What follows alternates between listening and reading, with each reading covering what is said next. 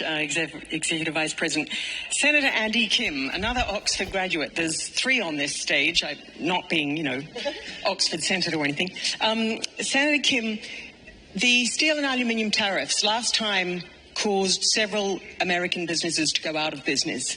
I remember reading the story of a Missouri nail maker who had to lay off, and it's what Minister Joly was saying about the steel and aluminium tariffs affecting America. What are you saying to your voters about this economic period and this approach to trying to wrangle better relationships with other countries? Yeah, I think that's a great way to frame it, and I'm very happy to be on this panel led by my former teacher at Oxford. But what I will say here is that this is something that is both a political and a policy challenge before us. And I think you're right to frame the question that you are, just in terms of where the American people are at, because I think that this is a place where Trump is trying to make it seem like a strength, but actually it's perhaps his biggest vulnerability here. It's very much a potential Achilles heel. Remember, he sold this to the American people saying that he will have the tariffs paid for by other people, not the American people. And that's the promise. It's very much kind of this, we'll make Mexico pay for the border wall, right? And so the challenge that he faces is a political and a policy problem.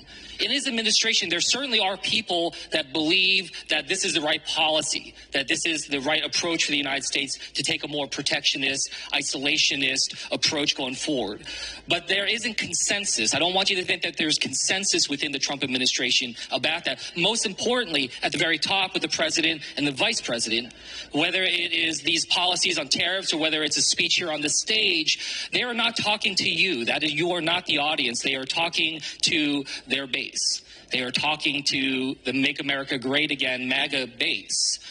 And they're trying to show this as a source of strength. The reason why is because 73% of Republicans or Republican-leaning Americans believe that Americans lose more than they gain when it comes to international trade. Now, there's a challenge, though, is because from this political standpoint, there's that, as I said, a vulnerability here. So, for instance, right now, as Americans see what Trump is doing, right now his approval rating is actually higher than it's ever been for him. But when it comes to the question of is Trump doing enough on inflation and high costs, 66% of Americans right now are saying he is not doing enough.